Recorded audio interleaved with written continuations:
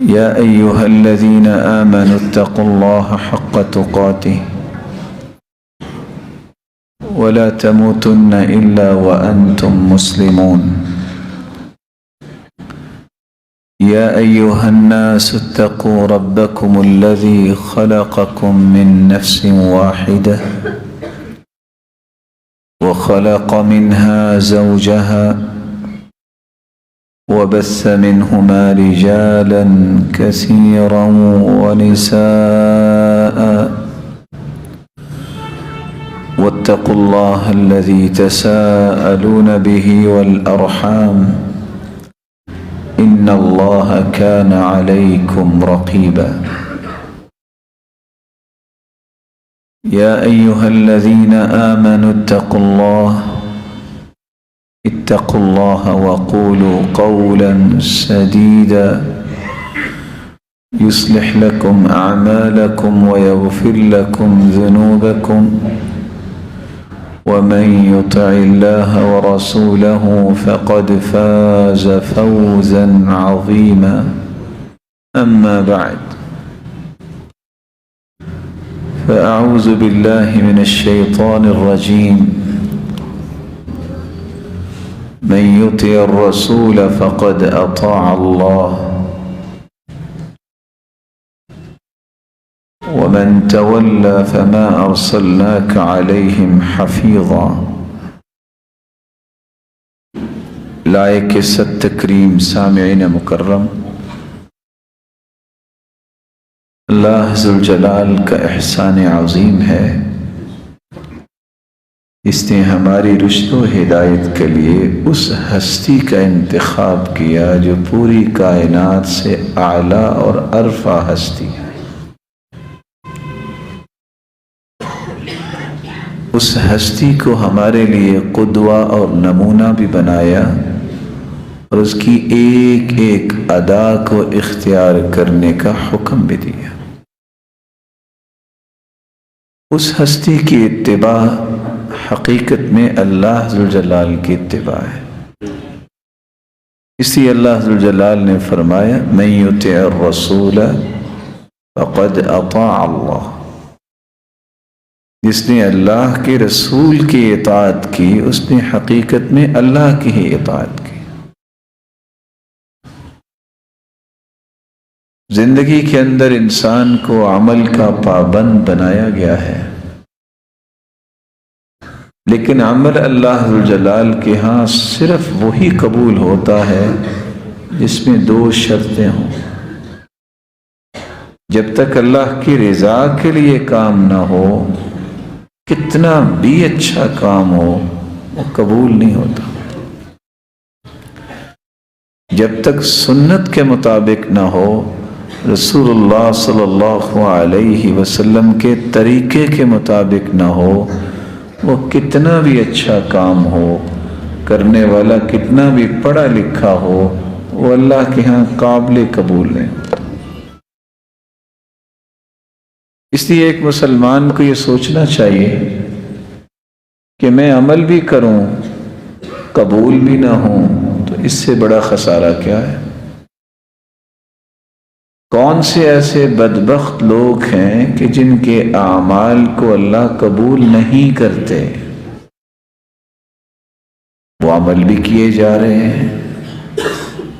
عمل تو وہی قبول ہوگا جس کی تفصیل شریعت نے بیان کر دی ہے کہ وہ اللہ کی رضا کے لیے ہو، وہ اللہ کے محبوب کے طریقے اور سلیقے کے مطابق ہو۔ تو وہ لوگ جن کا عمل قبول نہیں ہوتا، مشرک انسان جو ہے اس کا عمل قبول نہیں ہوتا۔ قرآن مجید میں اللہ ذوالجلال کا فرمان ہے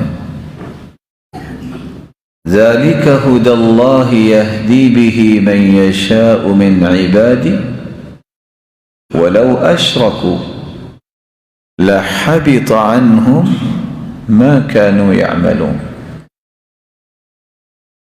اللہ تعالیٰ نے کو 18 نبیوں کا تذکرہ کیا، نبیوں کا تذکرہ کرنے کے بعد فرمایا اگر یہ انبیاء بھی شرک کرتے تو ان کے بھی سارے اعمال ضائع چلے جاتے، باقی تو کوئی ذات بچی نہیں۔ روئے زمین پہ بسنے والی بنی نوع انسان جو ہے، آدم سے لے کے اور آج تک اور قیامت تک، اس میں سب سے اعلیٰ تو انبیاء ہی ہے نا۔ اگر اتنے انبیاء کے بعد اللہ تعالیٰ نے یہ بات کہہ دی ہے کہ اگر یہ انبیاء بھی شرک کرتے تو ان کے اعمال بھی حبط عنہم ضائع چلے جاتے، تو میں اور آپ کیا حیثیت رکھتے ہیں اللہ کے ہاں؟ اسی زندگی میں شرک کے قریب نہ جائیں، اللہ کی ذات جیسی کسی کی ذات نہ سمجھیں، اللہ کی صفات جیسی کسی کی صفات نہ سمجھیں۔ یہ اولاد دینا، یہ بگڑی بنانا، کسی کی فریاد سننا، کسی کو خزانے دینا اور طرح طرح کی جو امیدیں انسان مخلوق سے لگا لیتا ہے، یہ صرف اللہ سے لگانی چاہیے۔ اگر اس میں سے کسی بات کو اختیار کر لیا، جو چاہے اعمال کر لیں، قبول نہیں ہوں گے۔ یعنی سوچنے کی بات یہ ہے، حدیث آپ نے سنی ہوئی ہوگی، مکھی کی کیا قیمت ہے؟ دیوی کے نام پہ مکھی کا چڑھاوا چڑھانا تھا۔ سفر پہ نکلے شکار پہ دو لوگ، ایک نے کہا میں تو یہ کام نہیں کروں گا، مکھی بھی تو اللہ کی مخلوق ہے نا، تو میں کسی اور کے نام پہ تو چڑھاوا نہیں چڑھا سکتا۔ اس کو قتل کر دیا گیا، وہ جنت میں چلا گیا۔ اور ایک نے کہا مکھی ہے نا، چڑھاوا چڑھایا، وہ جہنم میں چلا گیا۔ کوئی ہے دکان یہاں وطن عزیز میں جہاں مکھیاں بکتی ہیں؟ کوئی نہیں۔ کیا قیمت ہے مکھی کی؟ اگر مکھی کا چڑھاوا بھی غیر اللہ کے نام پہ چڑھانے پہ راضی ہو جانا جہنم کا باعث ہے، تو 10 من دودھ جو ہے کسی ایسی جگہ پہ بھجوانا جہاں شرک ہوتا ہے، اس کا کیا بنے گا بیچارے کا؟ کاش وہ کسی فقیر کو دے دیتا، کسی مسکین کا خیال کرتا، کسی کمزور کا خیال کرتا، اس کے درجات کو اللہ بلند کر دیتے، اس کے لیے جنت کا اس کو وارث بنا دیتے۔ مشرک کا کوئی عمل قبول نہیں ہوتا۔ اور اللہ تعالیٰ معاف فرمائے، اگر تو زندگی میں توبہ ہو جائے، بڑی اللہ کی رحمت ہے۔ اگر وہ دنیا میں توبہ نہ کی تو قیامت کو تو کوئی فدیہ اس کا قبول ہی نہیں ہوگا۔ شرک تو اللہ نے معاف ہی نہیں کرنا۔ ان اللہ لا یغفر ان یشرک بہ ویغفر ما دون ذلک لمن یشاء۔ شرک کے علاوہ باقی اعمال اللہ چاہے تو معاف کر دیں گے، کمی کوتاہی، لیکن شرک معاف نہیں ہوگا۔ اللہ تعالیٰ ہمیں زندگی کے آخری سانس تک شرک کی ہوا بھی نہ لگائے۔ ریاکار کا عمل بھی اللہ قبول نہیں کرتے۔ شہرت کے لیے، لوگوں کے دکھلاوے کے لیے، واہ واہ کے لیے، نمائش کے لیے، کہ لوگ کہیں واہ کیا کام ہے جی، اس نظریے سے کیا ہوا کام وہ دنیا جہان کا نیک انسان بھی کرے وہ قبول نہیں ہو۔ صحیح بخاری کی روایت ہے، جو دنیا میں نمازیں تو پڑھتے تھے، لیکن اس لیے کہ لوگ کہیں بڑا نمازی ہے۔ اللہ تعالیٰ قیامت کے دن جب اپنے پنڈلی مبارک سے نور کے پردے ہٹائیں گے، سارے مومن سجدے میں گر جائیں گے، لیکن ریاکار سجدہ نہیں کر سکے گا۔ یہ شہرت کے لیے نماز پڑھتا تھا، جیسے یہ نماز پڑھتا تھا لوگ دیکھیں کہیں بڑا نمازی ہے، بڑا متقی ہے، سجدہ کرنا چاہے گا، جھک ہی نہیں سکے گا۔ یعود ظہرہ طبقا واحدا، اس کی کمر تختہ بن جائے گی۔ پھر سجدہ کرنا چاہے گا، سجدہ نہیں کر پائے گا بلکہ خر علی قفا، پچھلی طرف گدی کے بل گر جائے گا۔ کون؟ ریاکار۔ اس لیے نہ کام کیا کریں دنیا راضی ہو جائے، کبھی دنیا راضی نہیں ہوتی۔ اس لیے نہ کام کیا کریں کہ میری شہرت ہو جائے، اخلاص سے کام کریں گے وہ شہرت ہوگی جو آپ اربوں روپے لگا کے بھی نہیں کر سکتے۔ یہ شہرت ہے کہ آپ سوئے ہوئے ہوں اور تمہارا رب کھربوں فرشتوں کے سامنے تمہاری تعریف کر رہا ہو، یہ اصل شہرت ہے کہ تم زمین پہ چلو تمہارے قدموں کی آہٹ جنت میں سنائی دے۔ دنیاوی وقتی شہرت، وقتی تعریف، وقتی واہ واہ کے لیے کوئی کام نہ کیا کرو کہ لوگ یہ سوچیں گے، کبھی لوگوں کا خیال نہ کرے، کیونکہ تم نے حساب دینا ہے میرے پیارے اور معزز بھائیوں، اللہ کو، لوگوں کو نہیں۔ لوگ آج تو تعریف کریں گے، کل گالی بھی دیں گے، لیکن اللہ کے نورانی فرشتے جو تعریف کریں گے اس سے درجات بڑھیں گے۔ رسول اکرم صلی اللہ علیہ وآلہ وسلم نے اسے فرمایا تھا، ما کرہت ان یراہ الناس منک فلا تفعلہ بنفسک اذا خلوت۔ جو چیز تمہیں یہ پسند نہیں نا کہ لوگ دیکھیں تو کیا کہیں گے، وہ اکیلے بھی نہ کیا کرو۔ دل کے حالات تو اللہ جانتے ہیں، دل میں تو پتہ ہی ہوتا ہے بندے کا وہ کیا سوچ رہا ہے، کس لیے کام کر رہا ہے۔ اگر لوگوں کو پتہ چل جائے تو وہ کرے گا؟ ایسا نہیں کرے گا۔ اکیلے بھی نہ کیا کرو۔ آپ سوچ سکتے ہیں کہ کتنی بڑی بات ہے اللہ کی راہ میں شہادت، اتنی بڑی بات ہے، اتنی عظیم بات، جان ہی بندہ دے دے۔ لیکن حدیث میں آتا ہے ایک بندہ اپنی جان کی بازی لگاتے ہوئے بھی یہ چاہتا ہو شہید بھی ہو جاؤں، دنیا بھی تعریف کرے، جان بھی گئی۔ صحابہ نے پوچھا اسے قیامت کو کیا ملے گا؟ فرمایا لا شیء لہ، تم کہتے ہو اسے کچھ ملے گا، اسے کچھ بھی نصیب نہیں ہوگا۔ کیوں؟ اس کی چاہتی تعریف بھی ہو، اس کی تمنا تھی شہرت بھی ہو، اس کا شوق تھا لوگ کہیں بہت بڑا مجاہد ہے، بہت بڑا جرت والا ہے۔ وہ میدان جہاد میں ہو یا علم کے میدان میں ہو یا سخاوت میں ہو، کسی بھی معاملے میں اگر اللہ کی رضا مقصود نہیں ہے، لوگوں کے ہاں مقام چاہتا ہے، عمل قبول نہیں ہوگا۔ اللہ جانتا ہے اس سے بڑا خسارے والا کوئی نہیں ہے، نمازیں بھی پڑھ رہا ہے، روزے بھی رکھ رہا ہے اور قبول ہی نہیں ہوتے۔ دنیا میں آپ کسی فیکٹری میں کام کرتے ہیں، اگر وہ نکال بھی دے تو آپ کسی دوسری جگہ جا سکتے ہیں، لیکن قیامت کو اللہ نے کہہ دیا کہ مجھے کوئی بھی آپ کا عمل قبول نہیں ہے، تو پھر کہاں جائیں گے؟ اس لیے جو بھی کام کریں یہ دعا پڑھ لیا کریں، اللہم انی اعوذ بک ان اشرک بک شیئا وانا اعلم واستغفرک لما لا اعلم۔ جب یہ دعا پڑھ لیتے ہیں تو اللہ ذوالجلال ریاکاری سے بھی اور شرک سے بھی محفوظ فرما دیتے ہیں۔ سیدنا عمر یہ بھی دعا کیا کرتے تھے، اللہم اجعلہ خالصا لوجہک الکریم ولا تجعل فیہ لأحد نصیبا۔ اللہ یہ عمل اپنے لیے ہی خالص رکھنا، کسی کا حصہ نہ اس میں ڈالنا۔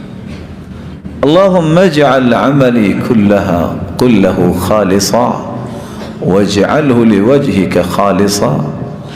اللہ میرے سارے عمل ٹھیک کر دے اور اپنے لیے خاص کر لے۔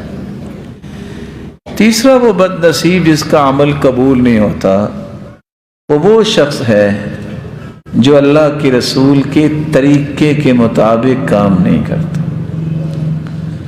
اللہ کے رسول کے طریقے کے مطابق جو کام نہیں کرتا، ویسے آپ سے مشورہ ہی ہے کہ جس محبوب جیسا اللہ نے بنایا ہی کوئی نہیں، اگر اس کی ادائیں کسی کو پسند نہیں ہے تو بندہ اللہ کو پسند آئے گا؟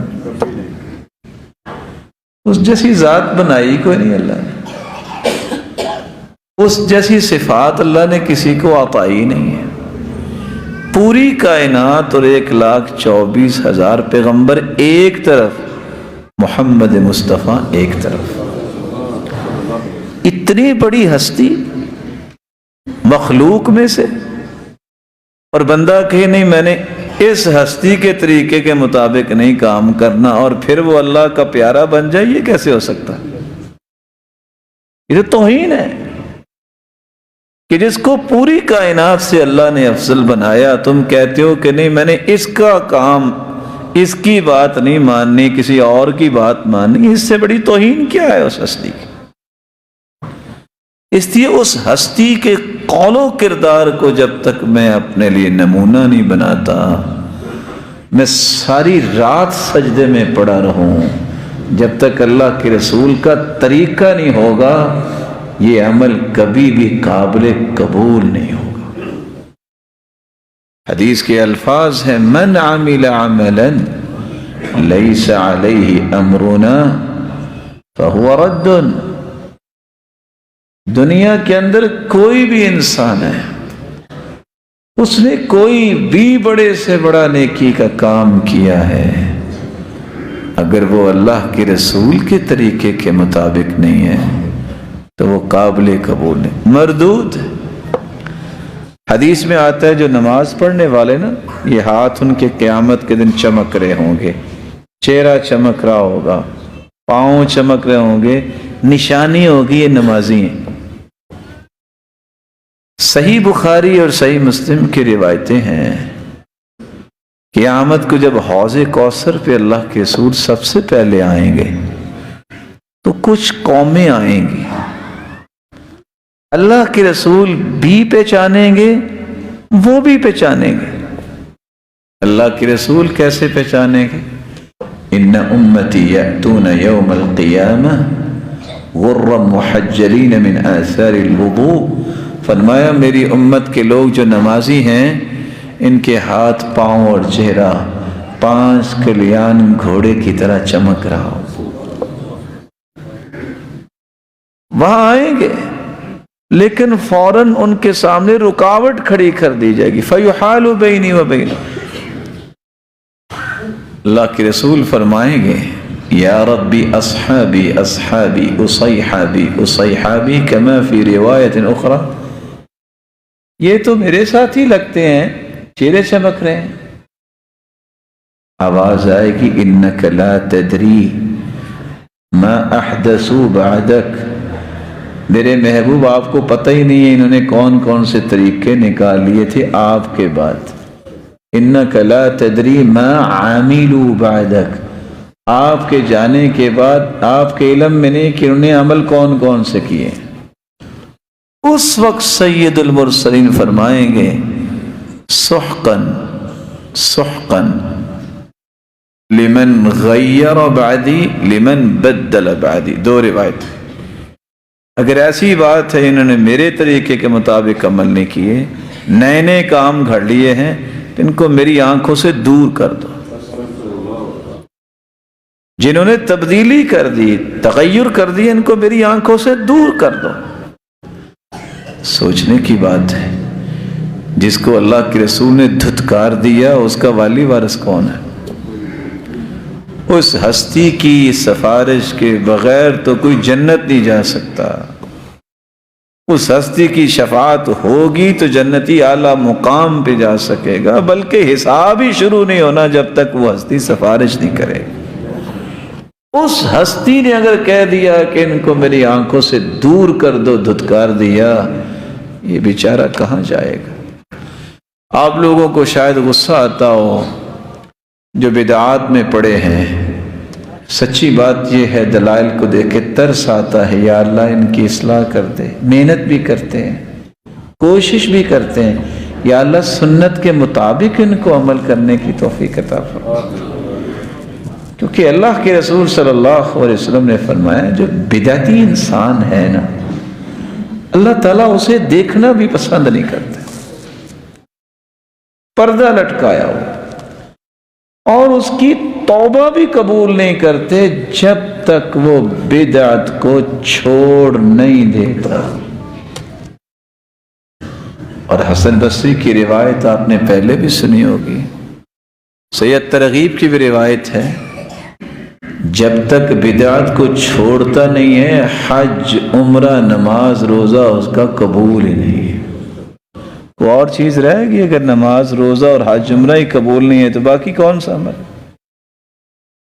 اس لیے ہر وقت اس بات کی کوشش کیا کریں میں جو عمل کر رہا ہوں یہ سنت کے مطابق ہے۔ اگر سنت کے مطابق ہے تو آپ جیسا کوئی کامیاب بندہ نہیں ہے۔ امام احمد بن حنبل کشتی میں بیٹھے ہیں اور ایک ہی دعا کر رہے ہیں، اللہم احینی علی الاسلام والسنہ، یا اللہ اسلام پہ رکھنا اور سنت پہ رکھنا۔ ایک بندہ بڑا ہی رو رہا تھا، پوچھا کیا ہوا؟ کہتے میرا نا ایک دوست فوت ہو گیا۔ کہتے اتنی بات بتاؤ، حل ہوا کان علی السنہ، کیا وہ سنت کے مطابق زندگی گزارتا تھا، یعنی اللہ کے رسول کے طریقے کے مطابق؟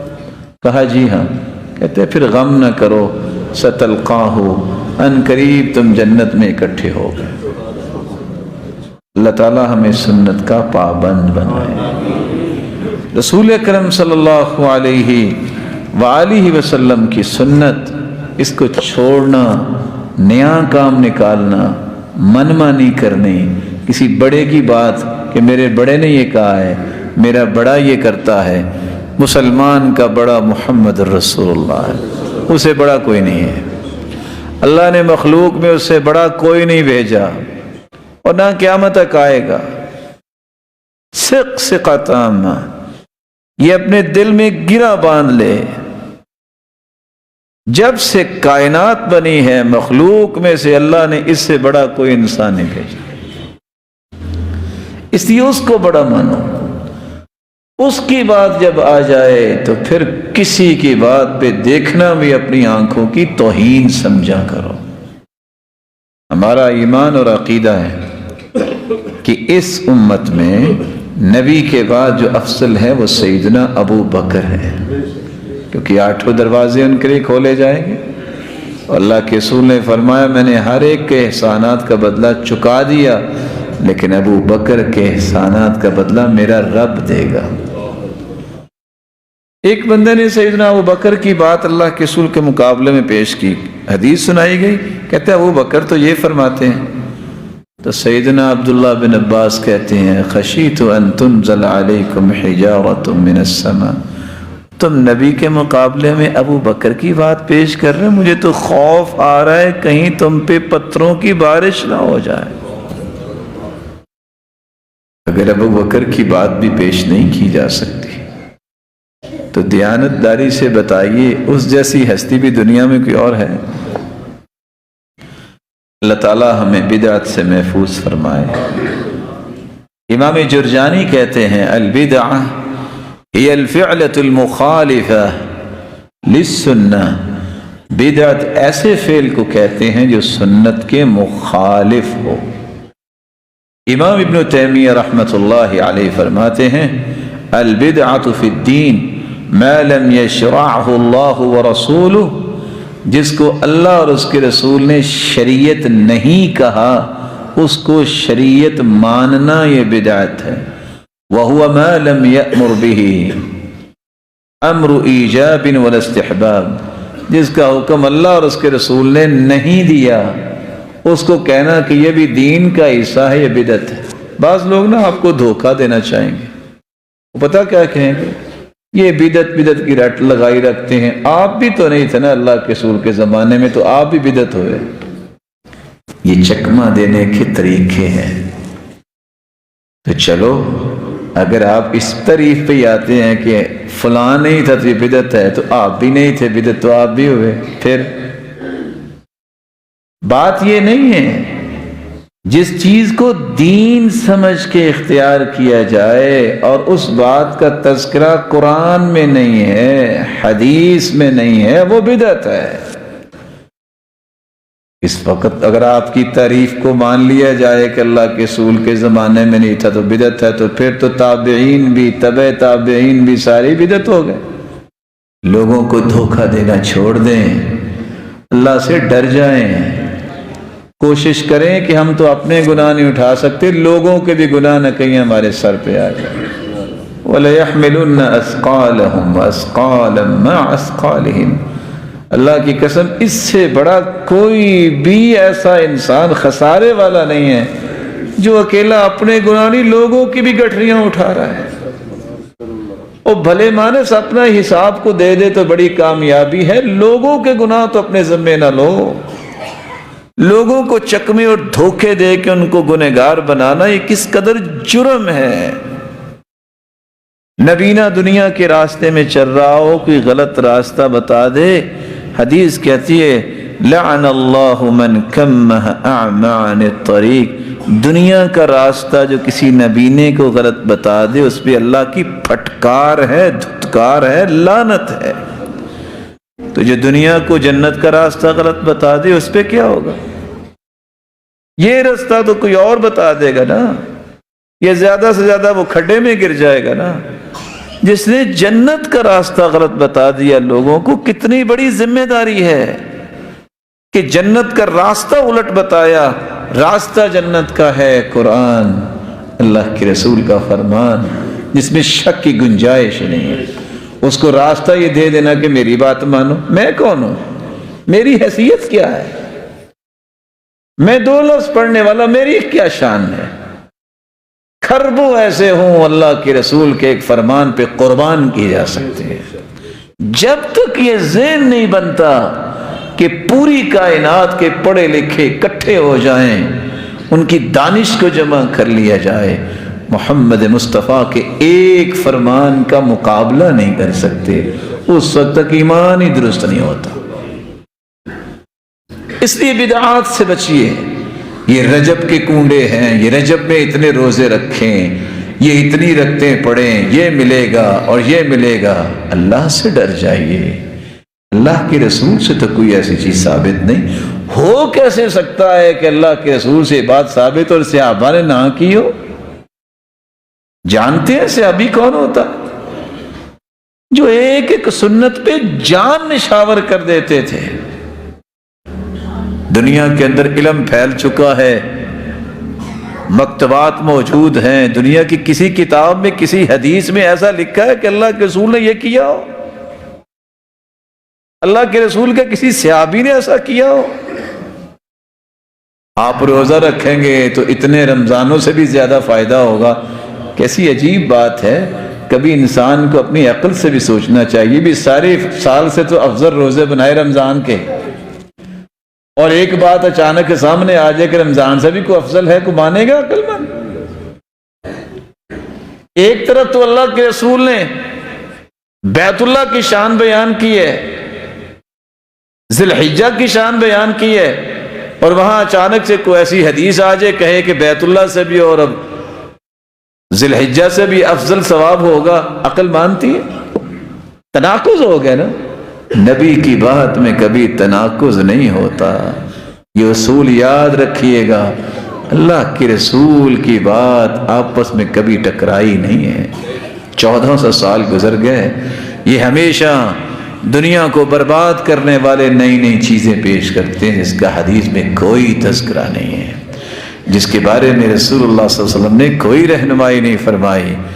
اور میری بات کو یاد رکھیے گا، آپ میرے لیے بہت عزت والے ہیں، اللہ آپ کی عزتوں میں اور برکت فرمائے۔ دنیا کے کونے سے لے کے دوسرے کونے تک چکر لگائیں، جتنے فتنے آپ کو ملیں گے اس کے 2 سبب ہیں۔ کائنات کے اندر جتنے فتنے ہیں اس کے 2 سبب ہیں۔ پہلا سبب، فتنہ اس وقت پیدا ہوتا ہے جب میں اور آپ کسی ایسی بات کے پیچھے چل پڑتے ہیں جو قرآن و حدیث سے ثابت نہیں۔ کوئی دنیا کا فتنہ اٹھا کے لائیں، میں اس کی وضاحت آپ کے سامنے پیش کر دیتا ہوں آپ کی خدمت۔ فتنہ بنتا ہی اس وقت ہے جب اللہ اور اس کی رسول کی بات کو پسے پش ڈال کر کوئی نیا ایشو کھڑا کیا جاتا ہے، قرآن و حدیث کو اختیار کرنے سے کبھی فتنہ نہیں پیدا ہوگا. جو چیز ثابت نہیں اس کو دین لوگ سمجھ بیٹھے. اور دوسرا سبب، جب اسلام کی شمولیت سے لوگوں نے انکار کر دیا. کیا مطلب شمولیت کا؟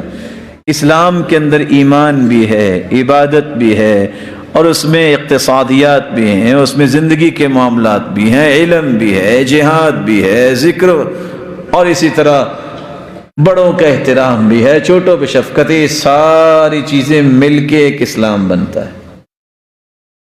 جب شمولیت کا انکار ہوتا ہے تو جس بندے کا ذوق ہو کہ میں نے بس ذکر ہی کرنا ہے، اس کو نہ علم سے غرض ہے، نہ اسے جہاد سے غرض ہے، نہ اسے کسی اور بات سے غرض ہے. اس کے ہاتھ میں تسبیح ہوگی، وہ کسی سے بات نہیں کرے گا، بس جی یہ اللہ والا بن گیا ہے. اللہ کے رسول کے 1,44,000 صحابہ تھے، ایسا کوئی اللہ والا نہیں تھا جو یہ کام کرتا اور دنیا کا کوئی اور کام نہ کرتا. وہ اپنے گھر میں ذکر و فکر کی کتابیں رکھے گا، کسی سے بات نہیں کرے گا. صرف یہ دین نہیں ہے کہ آپ کہیں باقی سب باطل ہے، دین یہی ہے. اس لیے سلف کہا کرتے تھے تسبیح کے دانوں پہ جہاں ذکر گنتے ہو، کبھی ایک تسبیح آئے اس ہاتھ میں پکڑ کے اپنے گناہ بھی گن لیا کرو. جب تک بقیہ کاموں کو آپ اختیار نہیں کرتے، آپ دین کے لیے گالی بن جائیں گے کہ دین تو ناقص نہیں ہے.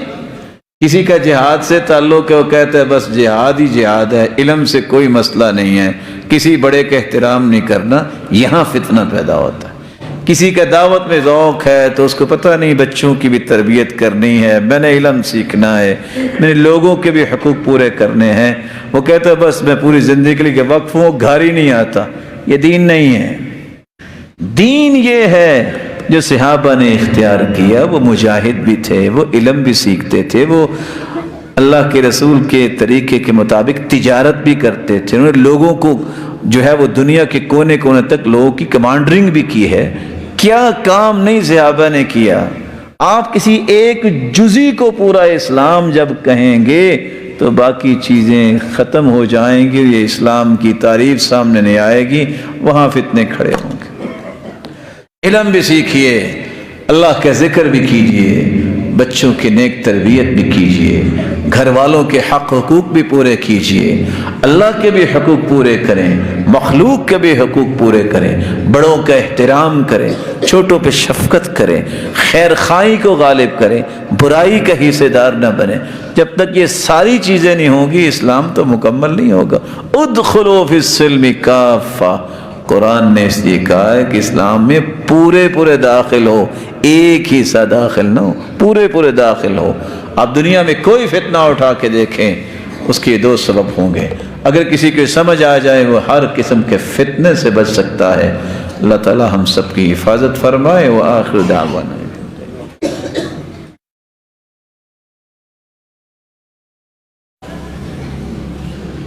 الحمد للہ علی احسانہ والشکر له على توفیقہ وامتنانہ. اما بعد، بدعت جب عام ہوتی ہے تو سنت ختم ہو جاتی ہے. جب سنت پہ عمل ہوتا ہے تو بدعت ختم ہوتی ہے. حدیث کہتی ہے قیامت کے نزدیک 3 چیزیں بڑی مہنگی ہو جائیں گی. پہلی چیز سنت یعمل بہا، سنت آہستہ آہستہ مہنگی ہو جائے گی، ختم ہو جائے گی. بہت تھوڑے لوگ سنت کے مطابق زندگی گزار رہے ہیں. وَأَخٌ لِيُسْتَأْنَسُ بِهِ، ایسے لوگ ختم ہو جائیں گے جس کے پاس بیٹھ کے ایمان تازہ کر لیں. وَدِرْهَمٌ حَلْ، حلال لقمہ بہت مہنگا ہو جائے گا. لوگوں میں پرواہ ختم ہو جائے گی کہ حلال و حرام میں تمیز کرے. یہ 3 چیزیں بہت مہنگی ہو جائیں گی، اور آج وہی حال ہو گیا. بدعات طرح طرح کی موجود ہے، سنت پہ عمل کرنے والا بہت تھوڑا انسان رہ گیا. سبب کیا ہے؟ شیطان نے ایسا چکمہ دیا، ایسا ورغلایا، گناہ کو اتنا خوبصورت بنایا. افمن زین لہ سوء عملہ فرآہ حسنا، گناہ کو نیکی سمجھنے لگ گئے لوگ، اور یہ سمجھنے سے قاصر رہے کہ نیکی تو وہ ہے جس کا اللہ نے حکم دیا، جس کا اس کے رسول نے حکم دیا ہے۔ اگر وہ قرآن و حدیث میں بات نہیں ہے تو وہ نیکی نہیں ہو سکتی، کیونکہ قرآن پہ اللہ کا پیرا ہے اور محمد مصطفیٰ کی زبان پہ بھی اللہ کا پیرا ہے، اس میں غلطی کی گنجائش ہی نہیں ہے۔ باقی ہر انسان کی بات میں غلطی کی گنجائش ہے، اس لیے اللہ اور اس کے رسول کی بات آ جانے کے بعد کسی کی بات پہ توجہ کرنے کی ضرورت ہی نہیں ہے۔ اور یاد رکھیے گا، کچھ نشانیاں میں بیان کر دوں۔ بدعتی اور سنت کے مطابق کام کرنے والے کا فرق کیا ہے؟ امام احمد بن سنان کہتے ہیں لیس فی الدنیا مبتدع الا وهو یبغض اہل الحدیث، دنیا کے اندر جتنے بدعتی ہیں یہ حدیث کی بات کرنے والوں سے بغض رکھتے ہیں۔ آپ چیک کر کے دیکھیں، کوئی حدیث پیش کیجئے بخاری کی، مسلم کی، اگر تو وہ خوشی سے مان لے تو سمجھ لینا نیکی ہے، اگر وہ آگے سے چمک کھائے سمجھ لینا یہ بدعتی کی نشانی ہے۔ ہو اللہ کے رسول کا فرمان اور دل میں محبت نہ آئے۔ ثابت البنانی اپنے استاد انس بن مالک کو کہتے ہیں ذرا آنکھیں قریب کرنا، میں ان کو ہی بوسہ دے دوں جن آنکھوں نے اللہ کے رسول کو دیکھا ہے۔ یہ محبت تھی صحابہ۔ فَإِذَا ابْتَدَعَ الرَّجُلُ نُزِعَ حَلَاوَةُ الْحَدِيثِ مِنْ قَلْبِهِ، جب انسان بدعتی بنتا ہے تو اس کے دل سے حدیث کی محبت کھینچ لی جاتی۔ حدیث کی محبت، حدیث کس کو کہتے ہیں؟ اللہ کے رسول کی بات کو، اللہ کے رسول کی ادا کو۔ جب تک اس چیز کی محبت دل میں رہے یہ صحیح راستے پہ ہے۔ جب نفرت ہو جائے حدیث سے تو سمجھ لو یہ اس دائرے سے اپنے آپ کو نکال چکا ہے جو رحمت و برکت کا دائرہ ہے، محمد مصطفیٰ کی سنت کا دائرہ۔ رسول اللہ صلی اللہ علیہ وآلہ وسلم نے یہ بھی فرمایا تھا، لوگوں ان خیر الہدی ہدی محمد صلی اللہ علیہ وسلم، اللہ کے رسول صلی اللہ علیہ وسلم نے یہ بات سمجھا دی تھی کہ دنیا کے اندر سب سے بہترین طریقہ جو اللہ نے عطا کیا ہے وہ محمد مصطفیٰ کو عطا کیا، اس کے طریقے کے مقابلے میں کسی کا طریقہ پیش نہیں کیا جا سکتا۔ اور سچ کہا کرتے تھے سفیان ثوری، اور آج ذرا چیک کیجئے گا، البدعۃ احب الی ابلیس من المعصیہ۔ سفیان ثوری کہتے تھے کہ گناہ سے زیادہ شیطان کو بدعت پسند ہے۔ کیوں؟ ایسا کیوں ہے؟ سبب یہ ہے لأن المعصیہ یتاب منہا والبدعۃ لا یتاب منہا۔ گناہ جس کو ہم کہتے ہیں اس سے تو توبہ کر لیتے نا لوگ کہ گناہ ہے جی، تو بدعت کو تو نیکی سمجھ کے کر رہے ہوتے ہیں، توبہ کیسے کریں گے؟ گناہ سے توبہ کر لیتا ہے بندہ، بدعت اصل میں وہ نیکی سمجھ کے کر رہا ہوتا ہے۔ رسول اکرم صلی اللہ علیہ وآلہ وسلم نے اس لیے صحابہ کرام کو یہ باتیں سمجھائی تھی کہ اصل معیار یہ ہے کہ میں نے جو کام کیا ہے اس کے مطابق تمہیں کام کرنا ہوگا۔ رسول اکرم صلی اللہ علیہ وآلہ وسلم کی زوجہ مطہرہ اس لیے بیان کرتی ہیں، صحیح بخاری مسلم کی روایت، من احدث فی امرنا ھذا ما لیس منہ فہو رد، جس نے کوئی نئی بات گھڑ لی جو ہمارے پاس نہیں ہے، نہ قرآن میں نہ حدیث میں ہے، اس کا عمل مردود۔ بلکہ آپ صلی اللہ علیہ وسلم کا فرمان صحیح بخاری میں ہے، فرمایا من آوى محدثا من احدث فیہا حدثا، جو مدینہ کے اندر کسی بدعت کا ایجاد کرتا ہے یا کسی بدعتی کو جگہ دیتا ہے، فعلیہ لعنت اللہ والملائکہ والناس اجمعین، اس پہ اللہ کی، فرشتوں کی، پوری کائنات کی لعنت۔ لا يقبل منہ صرف ولا عدل، نہ اس کی کوئی فرضی عبادت قبول ہے نہ اس کی کوئی نفلی عبادت قبول۔ اس لیے ایوب السختیانی کہا کرتے تھے مزداد صاحب بدعہ اجتہادا الا ازداد من اللہ بعدا، بدعتی جتنی کوشش کرتا ہے اتنا اللہ سے دور ہی جاتا ہے، کیونکہ اللہ کے رسول کے طریقے سے بندہ اللہ کے قریب ہو سکتا ہے نا۔ اگر اس طریقے کو چھوڑے گا، جتنا چھوڑے گا اتنا ہی وہ اللہ اس کی رحمت سے دور ہو جائے گا۔ رسول اکرم صلی اللہ علیہ وآلہ وسلم نے جو تربیت دی، سلف کہا کرتے تھے، فضیل ابن عیاض کی بات ہے، من علامت البلاء ان یکون الرجل صاحب بدعہ، کسی بندے کو مصیبت والا دیکھنا ہے کہ مصیبت میں مبتلا ہو گیا تو بدعتی کو دیکھ لو، اس سے بڑی مصیبت کیا؟ سر درد ٹھیک ہو سکتی ہے، بخار ٹھیک ہو سکتا ہے، کوئی بلا آ جائے ٹل جائے گی۔ تو جس کو انسان خوشی سے سینے سے لگائے بیٹھا بدعت کو نیکی سمجھ کے، وہ دور کیسے ہوگی؟ جب تک توبہ نہیں کرے گا، اس کو چھوڑے گا نہیں، یہ مصیبت اس سے دور نہیں ہوگی۔ سیدنا انس رضی اللہ تعالی عنہ اس کی روایت ہے صحیح ترغیب کی، ان اللہ حجب التوبہ عن کل صاحب بدعہ حتی یدع بدعتہ، اللہ بدعتی انسان جب تک بدعت کو چھوڑتا نہیں اس کی توبہ ہی قبول نہیں کرتے۔